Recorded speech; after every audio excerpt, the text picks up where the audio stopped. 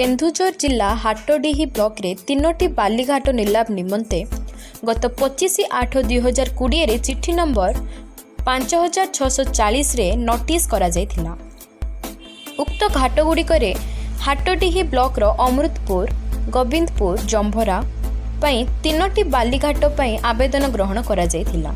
एथिरे गोविंदपुर पई 9टी आवेदन ग्रहण करा जायथिला, जेउथिरे 24/9/20 नीलाम करा जाय 25/9/20 रे उक्त घाट पई गजेंद्र साहू को स्वीकृति देथिबाकु नै द्वितीय स्थान रे थिबा सुब्रत शाह गजेंद्र साहू को नाम रे अभियोग करिथिले, जहाकु नै 12/10/20 रु दाबी पूरण न हेबा पर्यंत आमरण अनशन रे बसिथिले। एही अनशन रे उदय शाह, सुब्रत शाह, विश्वनाथ साहू, मानस जेना, दीपा जेना उपस्थित थिले।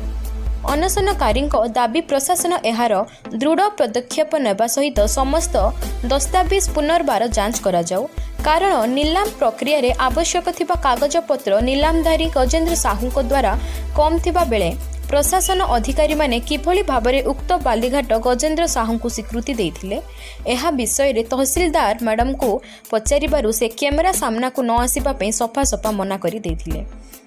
एठारु स्पष्ट भाबरे जना पड़ुछि गजेंद्र साहू को सह तहसीलदार को भितर किछि सल्ला सुतुरा होइछि। हाटडी तहसील जो बाली नीलाम होइतला तार बेनियम काम होइछि। ब्यूरो रिपोर्ट नूतन ओडिशा न्यूज।